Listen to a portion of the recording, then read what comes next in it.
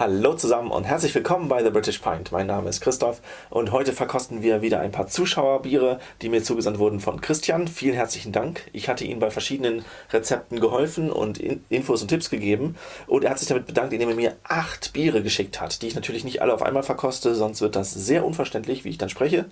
Deswegen fangen wir an mit den 3 dunklen Bieren und dann machen wir nochmal 3 und dann nochmal 2. Ich glaube, das ist besser. Also ich werde in diesem Video hier die 3 Verkostungstage zusammenschneiden, aber für mich ist da ein bisschen mehr Abstand dazwischen. Okay, wir haben hier eine ganz spannende Sache, nämlich zweimal das gleiche Bier, London Porter, so ziemlich genau das Fullers Rezept nachgemacht, allerdings mit 2 verschiedenen Hefen, und zwar einmal die Yeast 1968, das ist die Fullers Hefe, und einmal die Imperial Yeast Pub.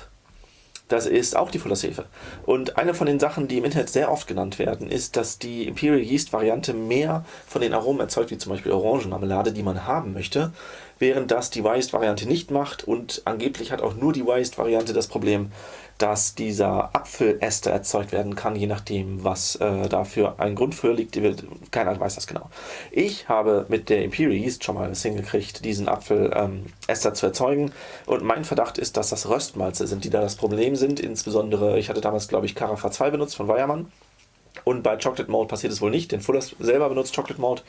Also mein Verdacht wäre, dass da bei den Röstmalzen die Sache ist. Ich weiß, dass das mit Warminster Chocolate Malt gemacht wurde. Also ich erwarte dieses Fehlaroma nicht. Und ich bin sehr gespannt, ob es einen Unterschied gibt. Es ist wohl gleiche Anstellrate, gleicher Gärverlauf, wirklich Split-Sud. Perfekt zum Vergleich. Also schauen wir uns das mal an. Früher war ich auch der Meinung, dass diese versteckten Infos, die man so in allen möglichen Orten in Foren findet, dass die wirklich so das Wahre sind. Aber eigentlich, die Mitarbeiter von Imperial Yeast sind ehemalige Yeast-Mitarbeiter.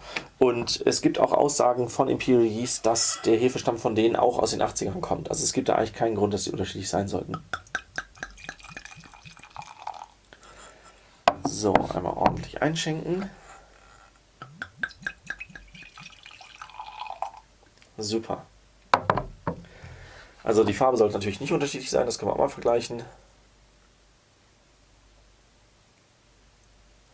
Tatsächlich sieht die eine ein bisschen heller aus, würde ich jetzt sagen, oder? Nee, ich glaube, das ist Zufall. Ja, okay. Kurze Irritation, aber kein Problem. Ja, sehr schokoladiges Aroma. Absolut ähnlich. Exakt gleiches Aroma, würde ich sagen. Ich habe den Eindruck, da ist ein klein bisschen eine fruchtige Note bei, die ich nicht ganz zuordnen kann. Ich bin ja das Warminster Crystal Malt noch nicht so sehr gewohnt, davon ist hier viel drin. Vielleicht ist das dessen fruchtige Note, die ich wahrnehme.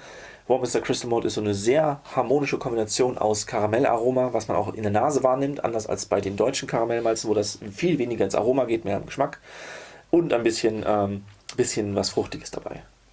Ja, dann probieren wir mal das Yeast 1968 zuerst.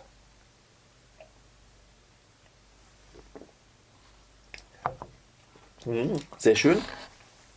Diese Schokoladennote, die das Warminster Chocolate erzeugt, sind voll da. Eine gute Süße.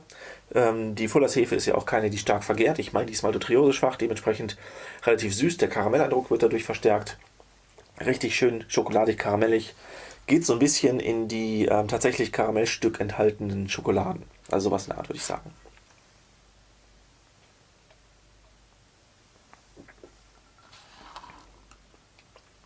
Ja, absolut vergleichbar.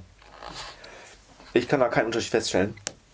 Und ich würde sagen, beides sind sehr ausgezeichnete Biere. Echt lecker. Sehr gut gemacht.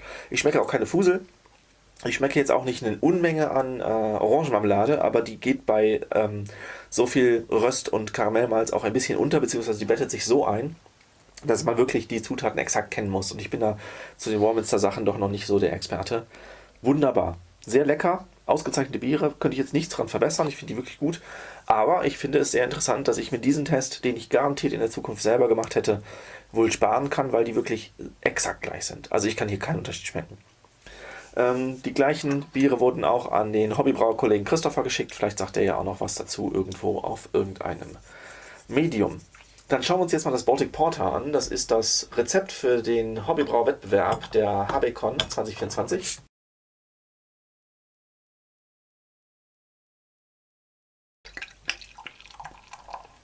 Wunderbar. Ich würde mal vermuten, es ist stärker carbonisiert, aber wer weiß. Sehr zurückhaltend, bei weitem nicht so aromatisch wie die beiden.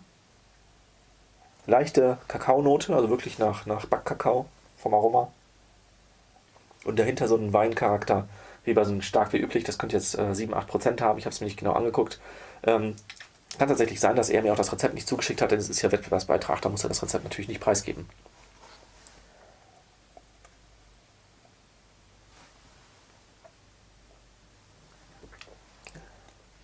Oh ja, sehr wärmend, ein bisschen weinig. Ah ja, eine leichte Rumnote. So eine süße, angebrannte, nicht unbedingt angebrannt, aber schon so karamellisierter Zucker und zwar sehr, sehr deutlich, dass man sehr genau sagen kann, oh, das ist da drin. Ich finde es verblüffend, dass der Geruch so relativ zurückhaltend ist. Das hat natürlich auch was damit zu tun, dass man schön kalt vergärt. Das ist bei mir mit 16 Grad Gärtemperatur auch nicht so unbedingt gut gewesen, aber bei dem finde ich das schon sehr ordentlich. Das hat er gut gemacht.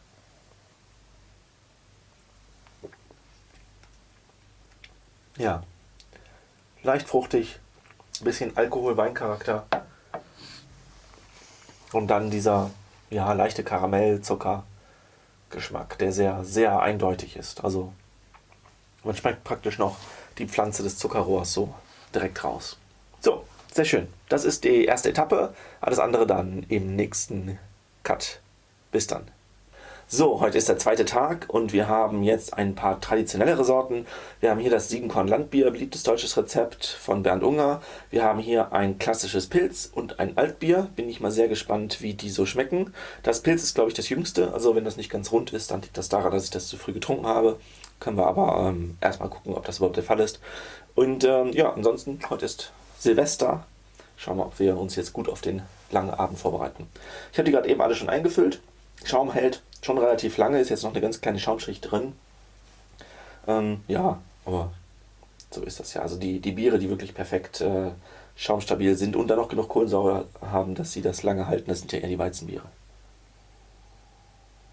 Oh ja, schöne Hopfennote. Ich selber habe das Siebenkorn-Landbier einmal gebraut, allerdings damals mit Tradition. Und ich habe später erst gemerkt, dass Tradition kein richtig traditioneller deutscher Hopfen ist, sondern eher moderner. Der war sehr fruchtig.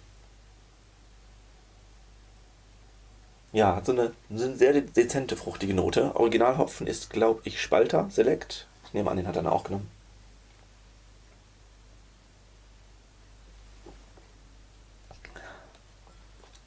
Ja, herrlich süffiges Bier. Gar nicht so schlank im Abgang, ist ein bisschen süßlich. Die OGA 9, das ist eine Altbierhefe, wird hierfür traditionell verwendet. Die ist auch, glaube ich, ein bisschen süßlicher. Das Bier ist perfekt klar, schön goldgelb. Echt nicht schlecht, finde ich sehr lecker. Sehr süffig, kann man so gut wegtrinken. Im Winter jetzt nicht so optimal, im Sommer wäre das richtig, richtig gut. Aber das wird mich, glaube ich, nicht daran hindern, das heute Abend noch wegzukriegen. Das Pilz würde ich jetzt mal als herbe einschätzen. Farbe ist vergleichbar tatsächlich.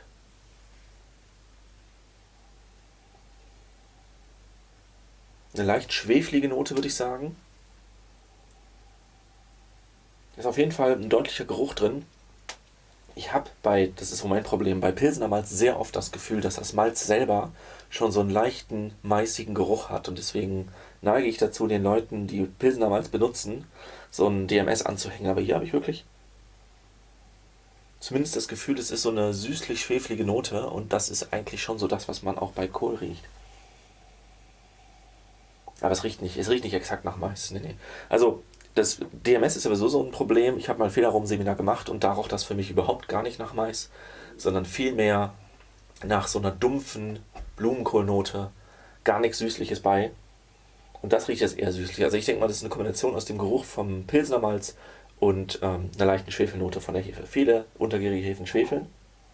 Das lagert sich mit der Zeit raus und das wäre ein Zeichen dafür, dass ich das ein bisschen zu früh aufgemacht hätte.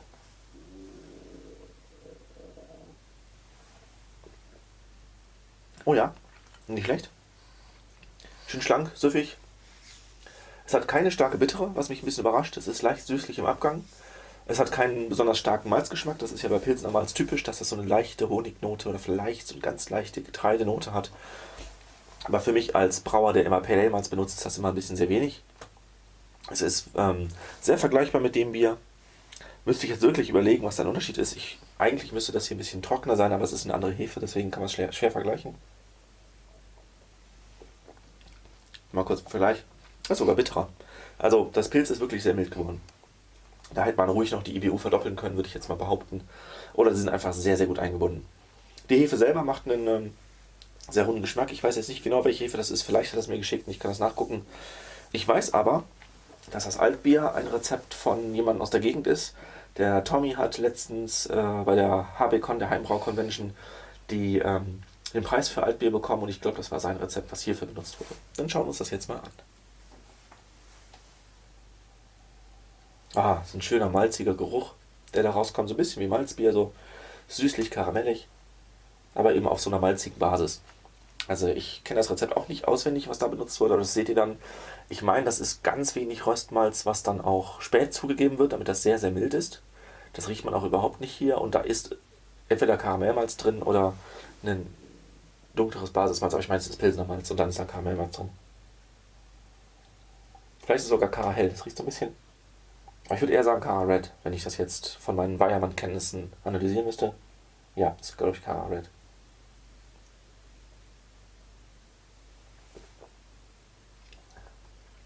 Ja, sehr schön. Ganz schlanker, leicht röstiger Abgang und dann eine knackige Bittere, die ich jetzt auch beim Pilz ganz ehrlich erwartet hätte. Altbier ist auch ein sehr bitteres Bier, sehr bitterer Stil. Die beiden sind eigentlich bittertechnisch sehr vergleichbar. Und ein Landbier, wie das erste, wäre dann deutlich milder. Ähm, Da passt auch ganz gut, dass das Landbier das einzige ist, was ein deutliches Hopfenaroma hat. Das hier ist auch vom Geruch und Geschmack ganz schlank, ganz harmlos. Es ist ja, so wie ich auch ein Altbier kenne. Ich wohne ja in der Gegend von Düsseldorf, deswegen habe ich da ein bisschen Ahnung, aber auch nicht viel. Ich bin ja eher so der britische Mensch. Es schmeckt halt auch so wie die Altbiere, die ich generell nicht so sehr mag. Es gibt halt viele Bierstile, die ich nicht mag und die meisten sind tatsächlich deutsch. In diesem Falle ist es einfach die Kombination von einem sehr schlanken Charakter, wo man das Malz schmeckt, aber eben fast keine Süße mehr übrig ist, die das Ganze unterstützt. Oder aber es liegt an der starken Bitterung. Auf jeden Fall ist es für mich relativ unausbalanciert. Erinnert mich zum Beispiel an das Fuller's London Porter, Fuller's London Pride, Entschuldigung. Das Fuller's London Pride ist auch sehr bitter, zusammen mit einer zwar existierenden Süße, aber keinem deutlichen Körper, der Bittere gerecht wird. Deswegen ist das auch ein relativ trockenes Bier. Ja, und so ist es bei Altbier halt auch. Mhm. Mir gefällt natürlich diese leichte Röstigkeit. Und wenn ich selber so ein Bier brauen würde, würde ich das natürlich als Porter aufziehen und das richtig röstig machen. Oder aber man würde sagen, ja, von der Farbe ist es, ja, ist schon ein bisschen dunkel für ein Bitter, aber es könnte auch so eine Art starkes Bitter sein und würde man natürlich dann mehr Richtung Malz und vor allem Hefe gehen. Die Hefe ist hier sehr zurückhaltend. Ich nehme an, das ist ordentlich kalt vergoren. Vielleicht sogar bei 12 Grad. Bestimmt auch mit der OGA 9. Obwohl das eine Trockenhefe ist, ist das eine sehr gute Hefe, weil die eben zurückhaltend sein soll. Anders als bei vielen anderen Bierstilen.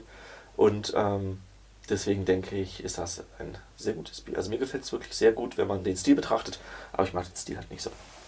Beim Pilz würde ich sagen, könnte man schon noch ein bisschen bitterer sein. Ja, Landbier war auch gut. Genau.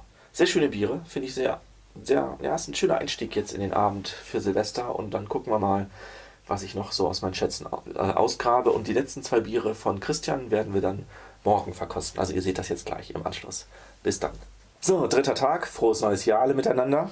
Jetzt haben wir hier die zwei letzten Biere, die sind wohl auch ein bisschen älter, sind von Anfang 2023 und sind, so wie ich das verstanden habe, klassische Rezepte. Einmal das Spice of the Galaxy, ein beliebtes Rezept in Deutschland von Tommy Rölfs und einmal White Romance, bin ich jetzt nicht mehr ganz sicher, was es war, aber es war, glaube ich, ein Witbier oder sowas in der Art. Das kriege ich aber bestimmt raus mit meiner tollen Nase und kann das dann beurteilen. Ja, hat eine fruchtige Note, obwohl es so alt ist. Nicht schlecht, hat wohl sauerstoffarm gearbeitet. Was es genau ist, ist allerdings jetzt schon schwierig zu sagen. Also Galaxy selber ist ja ein relativ fruchtiger Hopfen aus Australien. Ich nehme tatsächlich jetzt so eine Mischung wahr aus so leichten Fruchtaromen. Könnte so ein bisschen Richtung Litchi gehen oder irgendwas Tropisches. Aber dazu habe ich auch einen sehr keksigen Eindruck, der das Ganze sehr schön malzig macht. Finde ich sehr gut. Wenn es ein gutes Pale Ale ist, was es wahrscheinlich sein soll, Australian Pale Ale sozusagen, dann wird es eine Basis aus Pale Ale Malz haben, was ich natürlich immer bevorzuge gegenüber Pilsner Malz.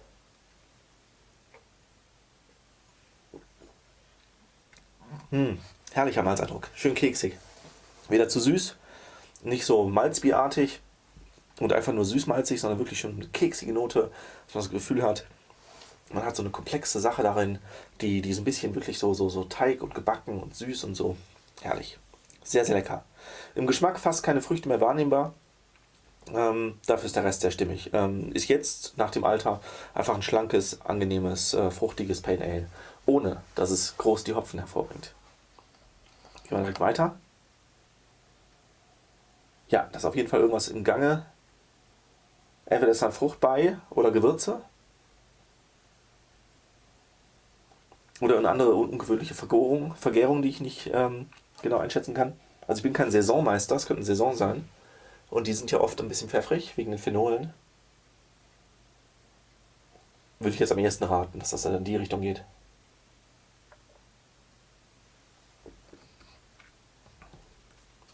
Oh ja, schön komplex.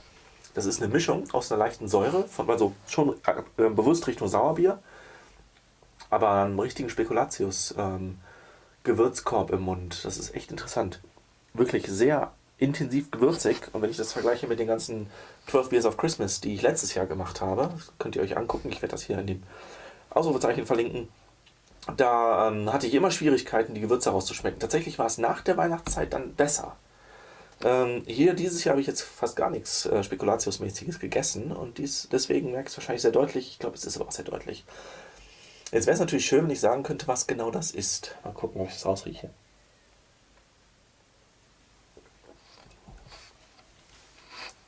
Ist das Zimt? Ich glaube, das ist Zimt, ja. Zimt ist es. Und vielleicht ist da noch was anderes dabei. Das ist gar nicht so einfach, ohne den Gebäckgeschmack im Mund noch zu haben. Also es ist ja jetzt eine Mischung aus fruchtig und zimtig. Dann nimmt man das Zimt gar nicht richtig wahr. Als das, was es ist. Das wird dann immer schwierig. Vielleicht ist es nur Zimt. Aber ihr werdet das Rezept hier an der Seite haben, wenn ich das von ihm bekommen habe. Ich glaube, er hat mir wirklich fast alles geschickt.